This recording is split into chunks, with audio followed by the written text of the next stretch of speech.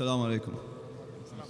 My question is kind of related to the one the sister started asking, and the other one who commented on picking good things in religions. See, I believe Islam is part of this continuous chain of religions. Like if we're talking about Judaism, Christianity, and Islam. In order to be a Muslim, you have to believe first in Judaism and Christianity.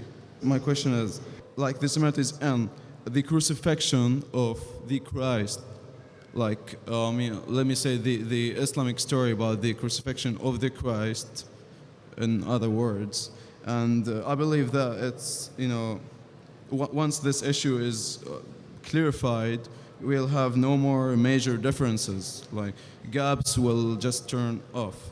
The brother asked the question, he has posed two parts of the question, that a Muslim can only be a Muslim first if he believes in Judaism and Christianity and then Islam, which I disagree, brother. Allah says in the Quran in Surah Al-Imran, chapter number 3, verse number 19, Inna dina indallah al-Islam. The only religion acceptable in the sight of Allah is Islam. So what Moses, peace be upon him, preached was nothing but Islam. He never preached Judaism. What Jesus Christ, peace be upon him, preached was nothing but Islam. He never preached Christianity. The word Christianity doesn't exist in the Bible. Do you know that? The word Christianity doesn't exist in the Bible. The first time the word Christian is used in the book of Acts. In the book of Acts it says that the people of Antioch, they called the followers of Jesus Christ as Christians. It was a nickname given by the people of Antioch. Jesus Christ, peace be upon him, never heard the word Christian in his life. Do you know that? So where did he teach Christianity? So for you to say a Muslim should first follow Judaism, Christianity, then Islam is totally wrong. Inna dina indallah al-Islam. The only religion acceptable in the sight of Allah is Islam. What all the messengers preached is nothing but Islam. These, what you find, the Bible and the other books, they are the corrupted form of the original revelations. Now coming to your question, that what is the Islamic version of crucifixion? What Islam has to say about crucifixion? Quran says in Surah Nisa, chapter number 4, verse number 157, that they said in boast that we killed Jesus, the son of Mary, the Jews. They said in boast, we killed Jesus, son of Mary. وَمَا قَتُلُوا وَمَا صَلُبُوا. They killed him not, neither did they crucify him. وَلَكِنْ شُبِّهَ لَهُمْ. It was only made to appear so. And all those who differ are full of doubts. إِلَّا تِبَازَنْ. With only conjecture to follow. وَمَا قَتَلُوا يَقِينًا. For a surety, they killed him not. So according to the Quran, the Jews said in boast that we killed Jesus Christ, peace be upon him. But they killed him not, neither did they crucify him. It was only made to appear so. And all those who differ are full of doubts, with only conjecture to follow. For a surety they killed him not. So according to the Quran, we believe that Jesus Christ, peace be upon him, he was not crucified. It was only made to appear so. And I've had a debate on, was Christ really crucified? Crucifixion means a person should die on the cross. And in my debate, I've proved that Jesus Christ, peace be upon him, he did not die on the cross. So we don't have an English term for a person who's put on the cross but does not die. So the new word that we can coin is crucifixion. F-I-C-T-I-O-N, fiction, not fiction, not F-I-X-I-O-N. So what we believe, that it was a crucifixion. C-R-U-C-I-F-I-C-T-I-O-N, but it was not crucifixion, F-I-X-I-O-N. Because I proved in my talk that he did not die on the cross. To cut it short, to make the Christians realize, in one nutshell, how to prove that Jesus Christ, peace be upon him, did not die on the cross. He was not crucified. When Jesus Christ, peace be upon him, was asked by the people that, "Oh Master, show us some signs." So he replies in the Gospel of Matthew, chapter number 12, verse number 38, he says, "You evil and adulterous generation, you ask me for a sign. No sign shall be given except the sign of Jonah. For as Jonah was 3 days and 3 nights in the belly of the whale, so shall the Son of Man be 3 days and 3 nights in the heart of the earth."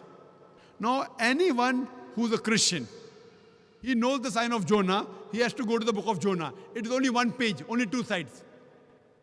And when you ask any Christian about the sign of Jonah, they will tell us that Jonah was asked by Almighty God to go to Nineveh to deliver the message, but he runs away from the commandment and goes to Joppa.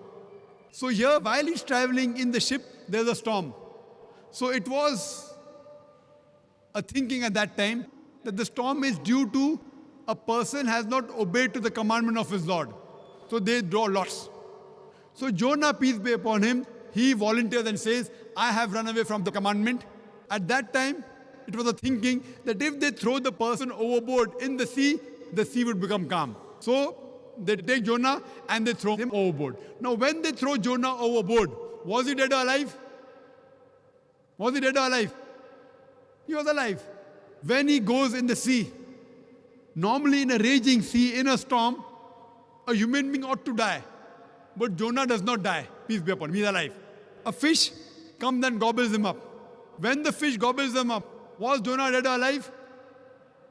He was alive. If he dies, it's not a miracle. He is alive, it's a miracle. 3 days and 3 nights, the fish takes him around the ocean. The man ought to die because of suffocation. He does not die. It's a miracle.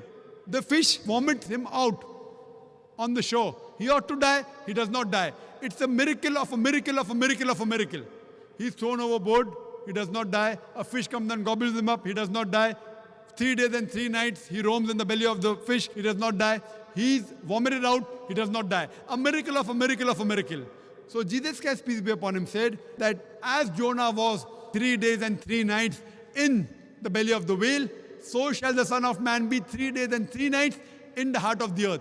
Now when you ask a Christian, Jesus Christ, peace be upon him, in the sepulchre, in his grave, for 3 days and 3 nights, was he dead or alive? Was he dead or alive?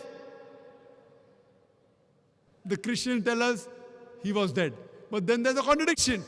For him to fulfill the prophecy of the sign of Jonah, he has to be alive. So only on this one prophecy, there are various ways I can prove he wasn't crucified. It proves that Jesus Christ, peace be upon him, did not die on the cross. He was alive.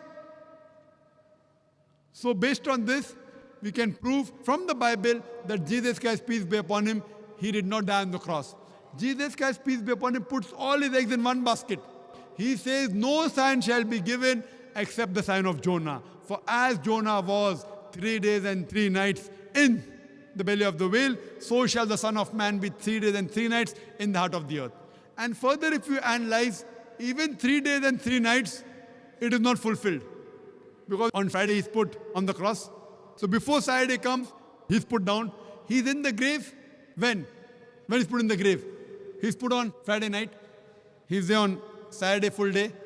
Saturday night. Sunday morning he's out. So it's 2 nights and 1 day. So even the prophecy of 3 days and 3 nights is not fulfilled.